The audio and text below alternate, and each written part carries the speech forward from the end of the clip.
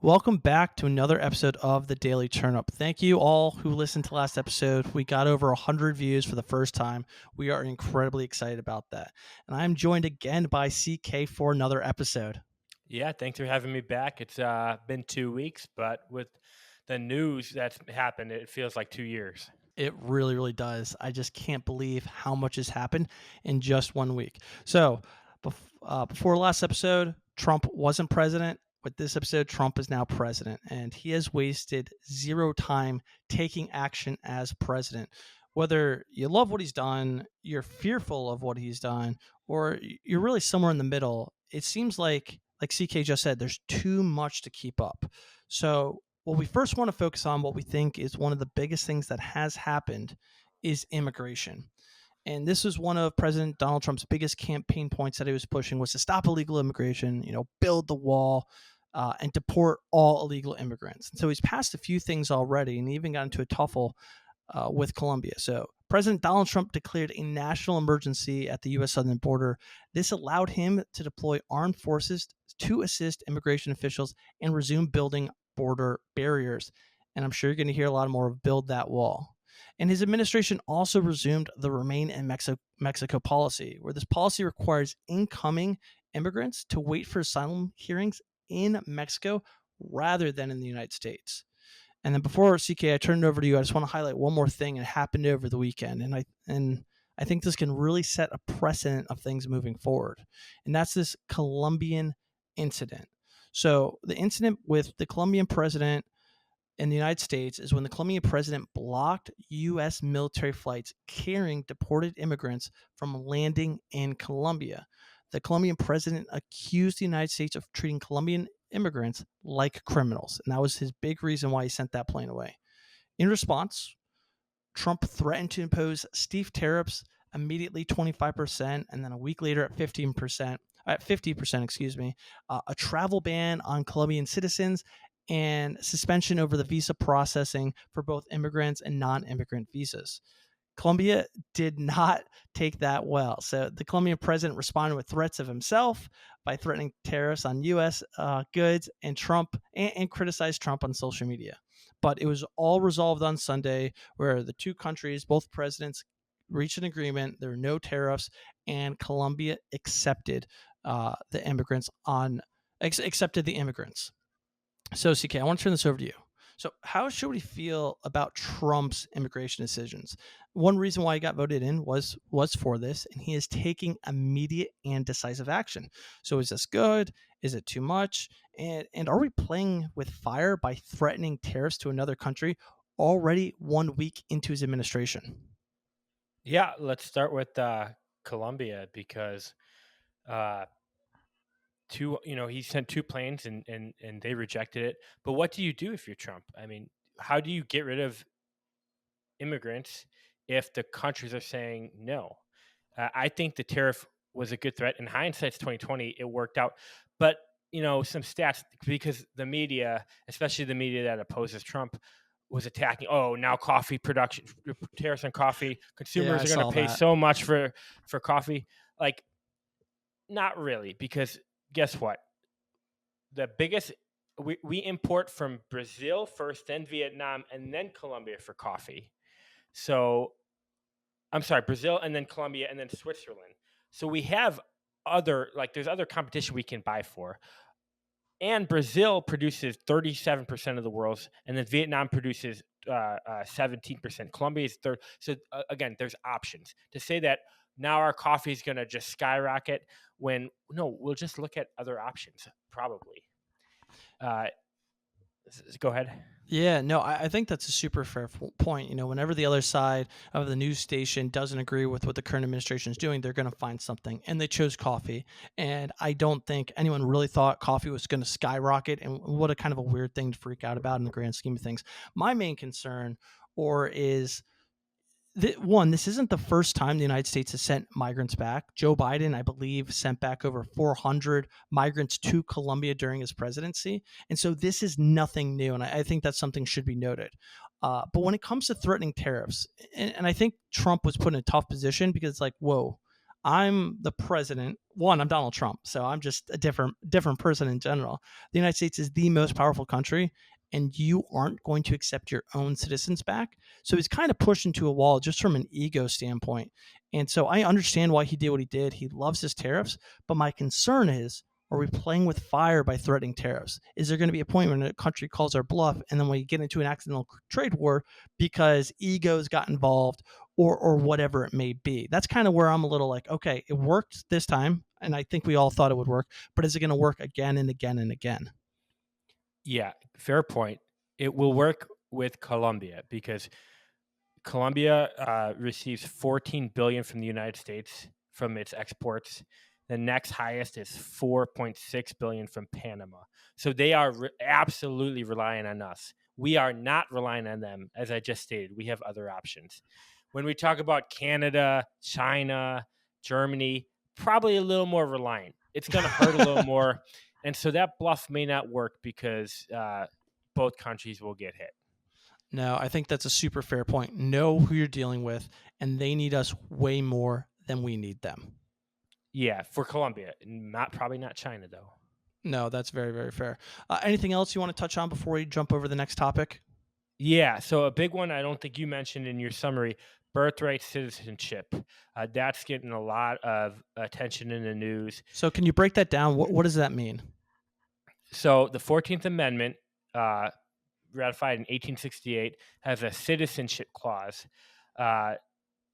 It's the basis of birthright citizenship. It says it's all persons born or naturalized in the United States and subject to the jurisdiction thereof are citizens of the United States and of the states wherein they reside.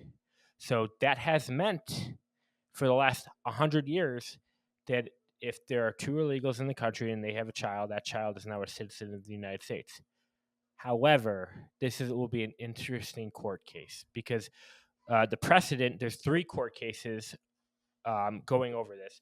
1873 and 1884 cited that the clause and subject to the jurisdiction thereof means that they have to be subject to us and not to a foreign entity.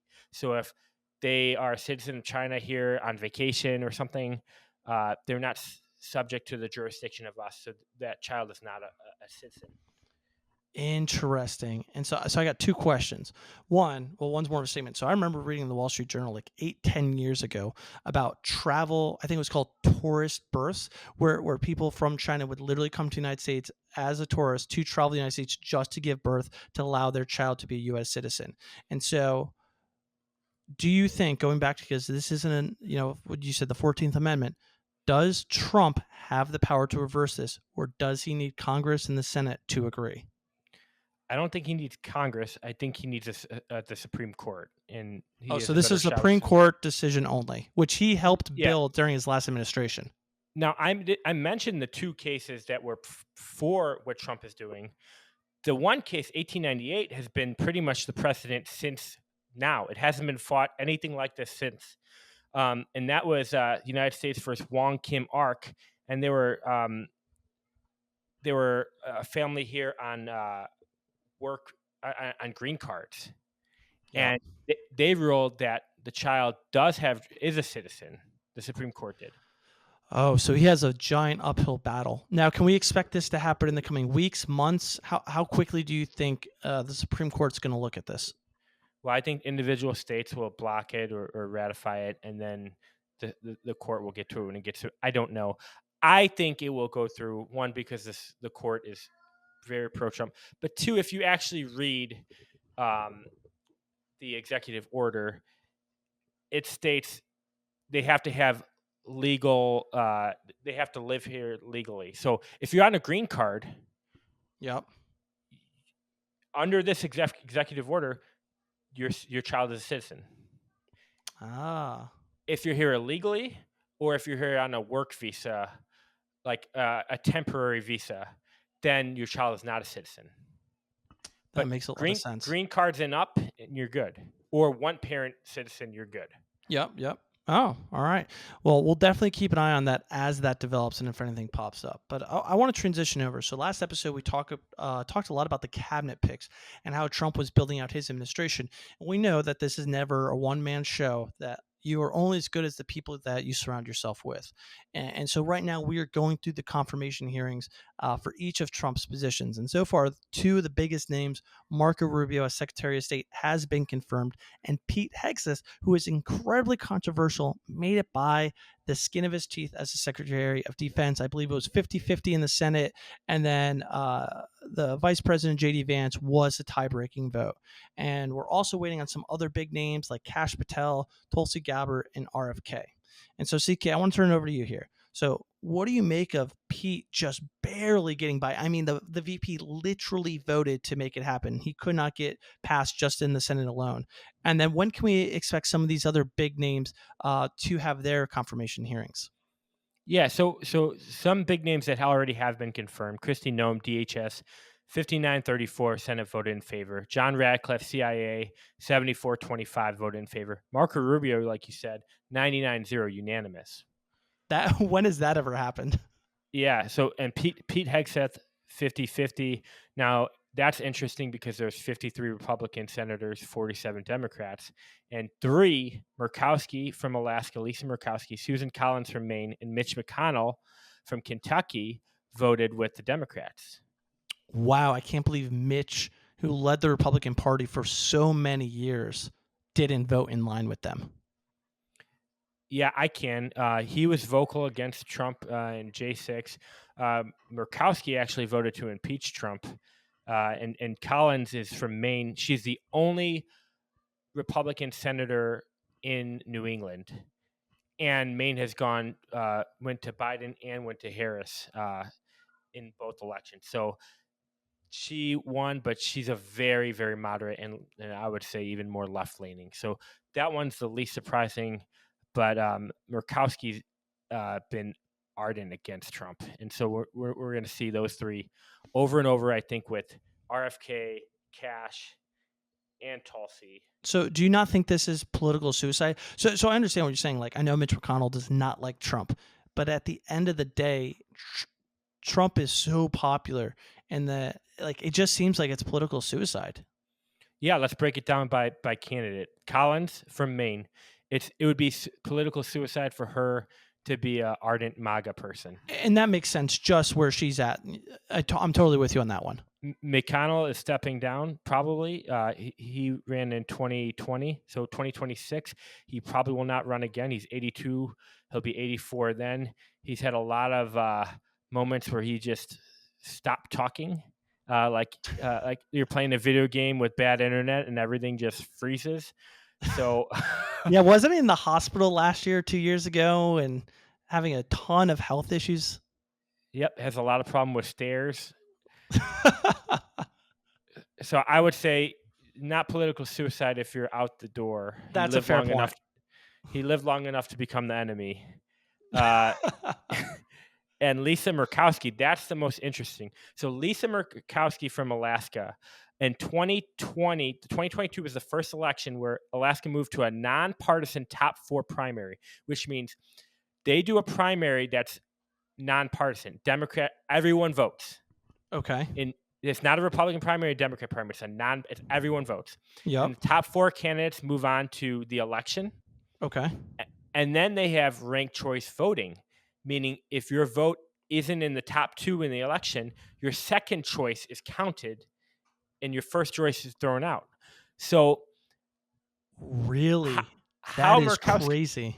Because Murkowski was against Trump, and the Republican Party of Alaska ran another person against Murkowski, kind of disavowed her. Really? I can't say I'm up to date on my Alaskan politics, but that is crazy. They ran 2 candidates. So in the 4-person primary, 3 Republicans won and a Democrat. One of the Republicans stepped down because he was an ardent Trump fan, supported the other Trump Republican. So it was down to 2 Republicans and a Democrat. The 2 Republicans got like 43% of the vote each. The Democrat received the next 16, and then almost all of those votes went to Murkowski because obviously that's how she won. More left-leaning. Wow, so that's crazy. Interesting politics in that, and we'll see what happens again. But it's an interesting system because it seems like if you're a Democrat, it's very easy to sabotage the one you hate that way. No, absolutely. And so before we hop over to the next topic, I just want to ask really quick, out of the big names that are left, do you think any of them have a chance to not be confirmed or go to a tiebreaker to the VP? Oh, yes. RFK is so. First of all, RFK, his hearing is scheduled for Wednesday, 10 a.m. So that's must-watch TV on C-SPAN. I gotta tell you, I would expect because with what just happened with Hegseth, I think his ceiling is a 50-50 tie. Yeah, that seems about right. Now, But does Lindsay? possibly, long shot, you get Fetterman and or Bernie Sanders. Bernie Sanders has been outspoken saying that RFK has the best food policy that we've had. He doesn't like his vaccine stuff. He doesn't like his medicine stuff, but he really likes his food stuff. So maybe long shot you get Bernie, maybe long shot you get Fetterman. So I guess his ceiling, perfect opportunity, is like 52, but he's also maybe upset some people from Iowa because of the farming. If he wants to change farming and how agriculture is done because of the health concerns, Oh, well, wow. constituents from Iowa might not like that, and their sponsors may not like that. Interesting. All right. Put it on the calendars. Wednesday, 10 a.m. That is, you're probably right, must watch TV. Yeah, Kash Patel Thursday at 9:30. So it's going to be a big week. So we'll probably add this to the schedule for next week to cover how it went. So last thing I want to touch on before we wrap it up today is we're only 1 week, or I guess when this episode airs, 1 week and 1 day from Trump being a president for the second time. And I asked a little earlier, like, how should we feel about it? Because Americans wanted change. That's why they voted for him. Because a vote for Kamala was a vote for the status quo, and there has been a lot of change, and it feels like almost all at once.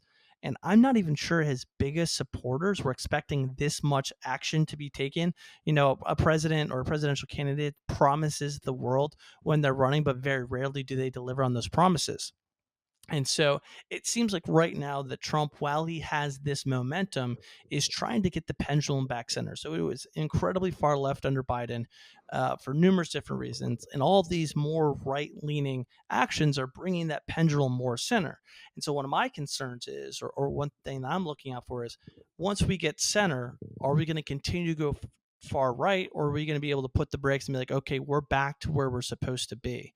And so just CK, how are you feeling about Trump's first week, and are you optimistic or a little fearful about the future?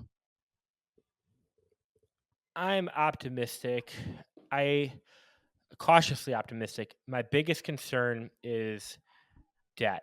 I don't think he talked a little bit. I mean, Doge certainly talked about, Yep. government fraud, waste, and abuse and overspending. But Trump's first term, he added 7.8 trillion to the national deficit. So, I mean, you can attribute some of that to COVID and COVID relief and whatnot, but still, not all of it was that. And he failed to balance a budget.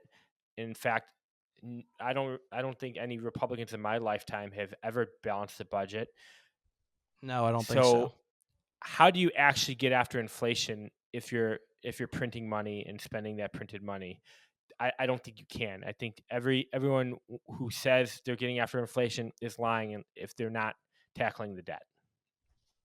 Yeah, I think that's a great point, where Trump really spent the first week on immigration, like we talked about, signing executive orders and trying to get as many things through as he can. But I know he promised to fix the economy, and a lot of people believe that. But you can't fix inflation by signing an executive order. Like, the economy is a massive beast, a massive monster that has so many different moving parts, and it's not easy. And to your point, it's so easy to spend, so easy to print more money. And if we continue to do that, we're going to find ourselves in a world of hurt. So I do hope in the coming weeks we at least start hearing more about what he's going to do about inflation, about debt. And I hope that doesn't fall to the wayside as his policies and his administration really shapens up to what he's trying to get done over the next 4 years. Yeah, exactly. You've seen a huge splash in immigration. You've seen some foreign, especially Israel, Palestine. You've definitely seen progress there. Not so much Russia, Ukraine yet, but I'm hopeful. But Doge been quiet. I mean, Very quiet. And Vic, he stepped down working with Elon to go run for governor of Ohio, and I think that was a huge blow to Doge because he was such an avid supporter of it. And so, yeah. And Elon, I mean, we don't have time to get into Elon, but Elon has definitely been out there voicing his opinions and being controversial more so now than I felt during his actual campaign. And so, if Elon's not focused on Doge, it doesn't seem, I haven't heard another name that's going to take the lead on this. yeah, he's CEO of like 8 different companies, For and real. I mean, look at his X. He tweets a, like 40 times a day. So who is running Doge now that Vivek's gone and Elon's? I mean, what's happening with that? I don't have the answer, but I want to look into it because I think Doge can be really, really great and start cutting off a lot of fat on a lot of these government programs and agencies. I read a book a couple years ago and it was talking about how there's over $150 billion worth of programs that aren't even in existence anymore, but the money's still being taken. Where's that money going? It's just, I remember when the Pentagon does its audit and it's just losing like $250 billion and like everyone's like, oh, it's fine. Like, it's really, really crazy. So I'm right there with you. I think that's a huge, huge focal point. Hopefully, it starts getting the attention it desperately deserves. Yep, agreed. Awesome. Well, CK, thank you for joining me today. And thank you, everybody, for listening to another episode of the Daily Turnip. We really appreciate your support.